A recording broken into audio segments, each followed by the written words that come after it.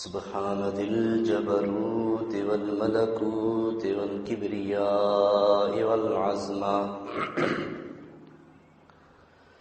إن الحمد لله نحمده ونستعينه ونستغفره ونؤمن بالله ونتوكل عليه ونعوذ بالله من شرور أنفسنا ومن سيئات أعمالنا.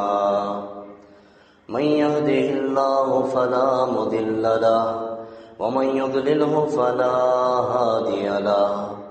وأشهد أن لا إله إلا الله وحده لا شريك له.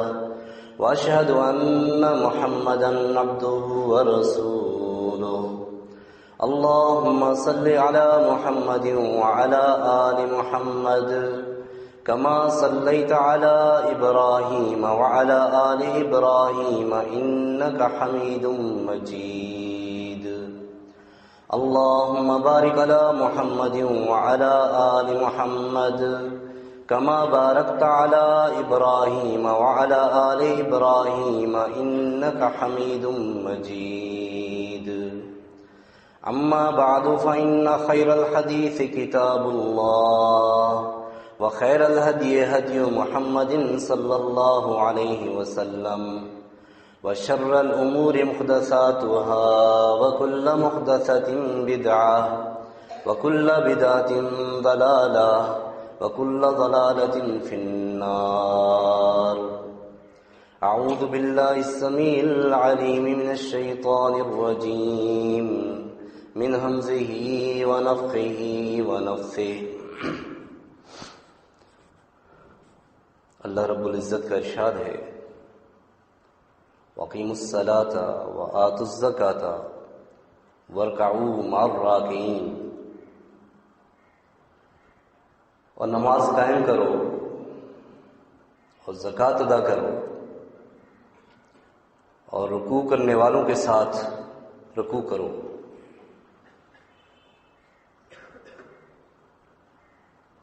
یہ امر کے صیغے ہیں. اللہ رب العزت نے جماعت کے ساتھ نماز ادا کرنے کو فرض قرار دیا.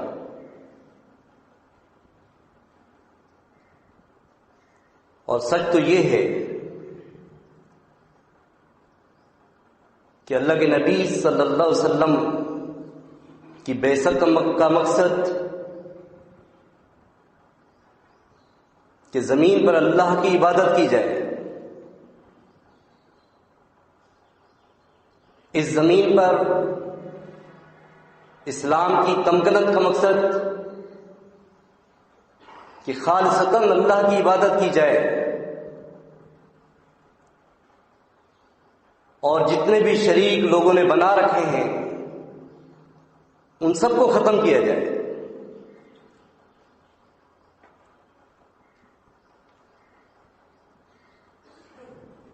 نماز وہ عبادت ہے کہ جس کا حکم اللہ رب العزت نے اپنے رسول کو معراج پر بلا کر دیا. اللہ تعالیٰ چاہتا تو وحی کے ذریعے زمین پر ہی حکم اتارتا، مگر ایمان کے بعد یہ پہلا وہ عمل ہے، عبادت کا وہ طریقہ ہے جو ایک مسلم اپنے رب کے لیے ادا کرتا ہے. صحیح بخاری میں ہے اللہ کے نبی صلی اللہ علیہ وسلم نے ارشاد فرمایا کہ میں سو رہا تھا، گھر کی چھت شک ہوئی، پھٹی، جبریل علیہ السلام نازل ہوئے. انہوں نے میرا سینہ چیرا،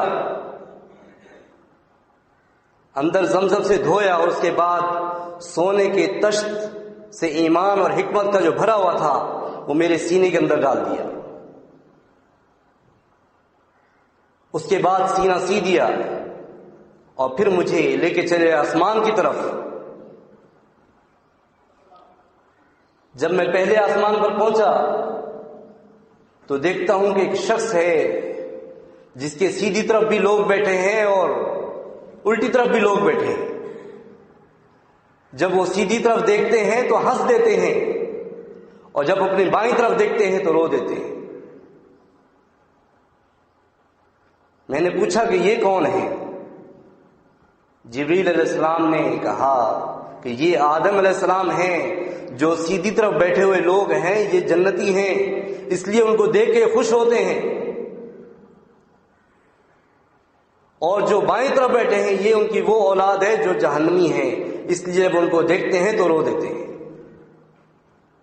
آدم علیہ السلام نے سلام کیا، سلام ہے صالح بیٹے صالح نبی،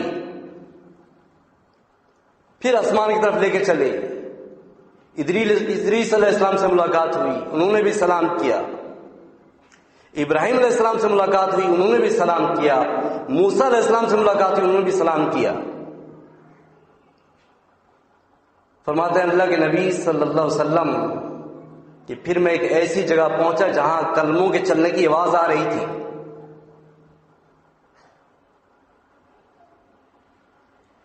وہاں اللہ رب العزت نے نماز کا حکم دیا اور 50 نمازیں فرض کی۔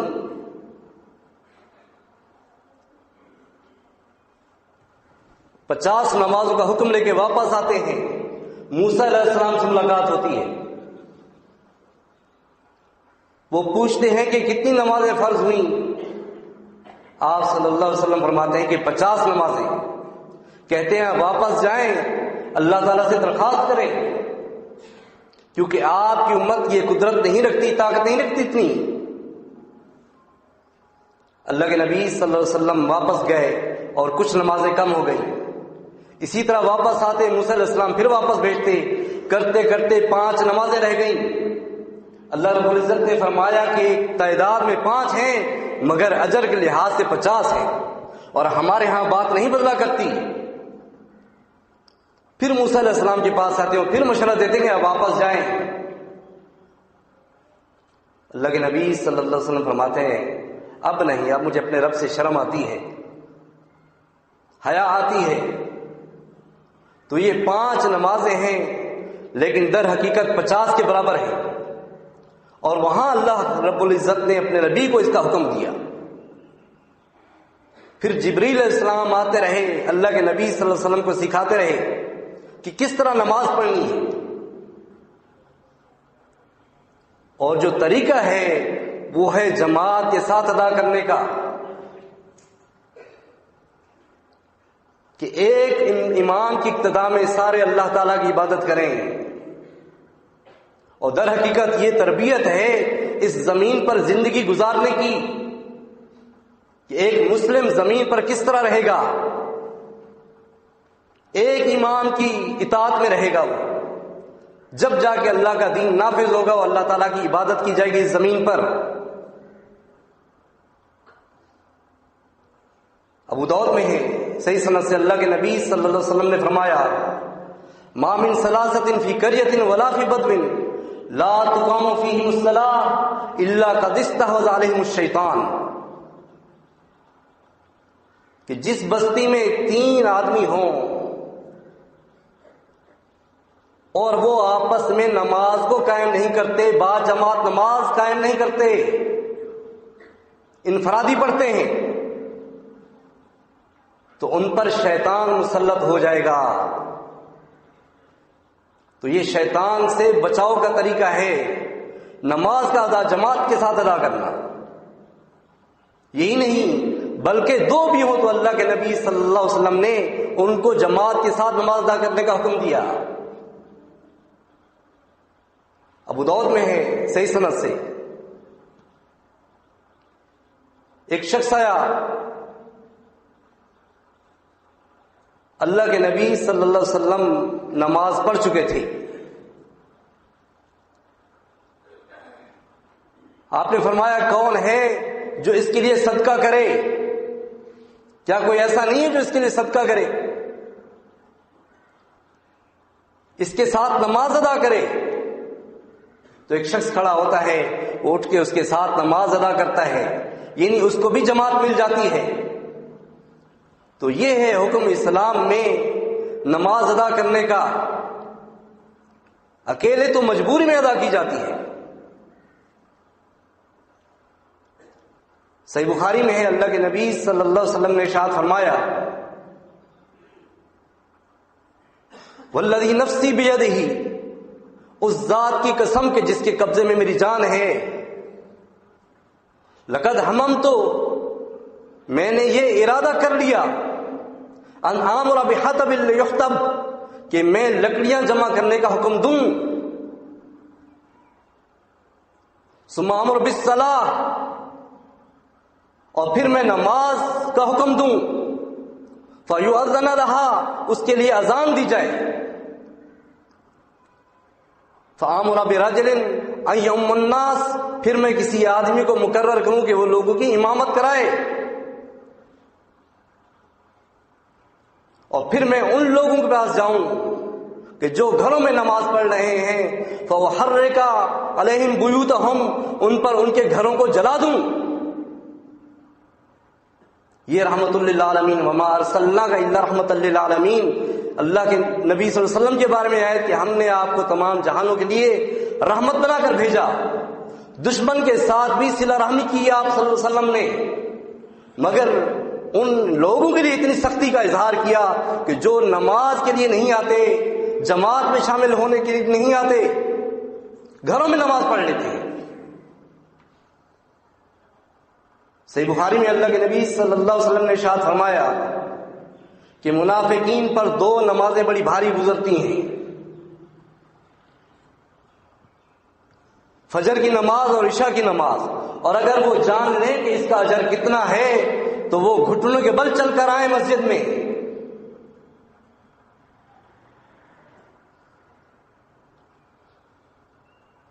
صحیح بخاری میں ہے اللہ کے نبی صلی اللہ علیہ وسلم کی زندگی کا آخری دن،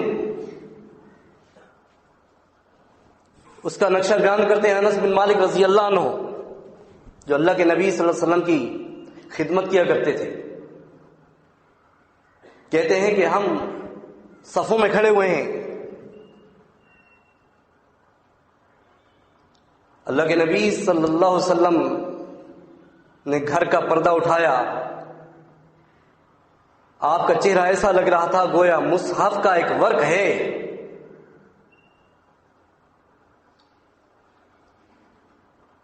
قریب تھا کہ ہم آپ کے دیدار کی شوق میں نماز چھوڑ دیتے، فتنے میں پڑ جاتے، مگر اللہ کے نبی صلی اللہ علیہ وسلم نے اشارہ کیا کہ نہیں۔ ابوبکر صدیق رضی اللہ عنہ پیچھے ہٹتے ہیں کہ شاید آپ اندر آئیں گے، نماز پڑھائیں گے، آپ نے فرمایا نہیں، آپ مسکرا دیے، خوشی سے مسکرا دیا اور پردہ گرا دیا۔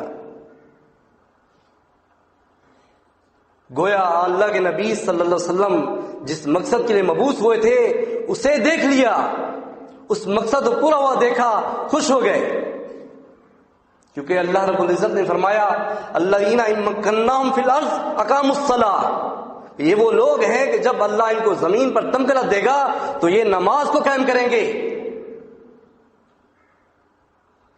تو اللہ کے نبی صلی اللہ علیہ وسلم نے اس آیت کی عملی تفسیر دیکھی، خوش ہو گئے۔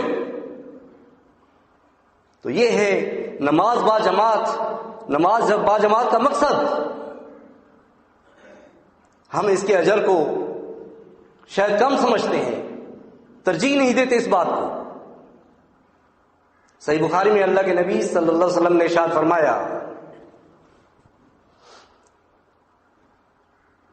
ایک شخص راستے میں کہیں جا رہا تھا، اس نے دیکھی راستے میں ایک خاردار جھاڑی پڑی ہوئی تھی، اسے راستے سے ہٹا دیا۔ اللہ تعالیٰ کو اس کا عمل یہ بہت پسند آیا، اللہ تعالیٰ نے اس کو بخش دیا۔ پھر فرمایا کہ اذان اور پہلی صف کا اجر اگر لوگوں کو معلوم ہو جائے تو اس کے لیے وہ قرآن اندازی کریں، اور قرآن اندازی کے بغیر نصیب نہ ہو۔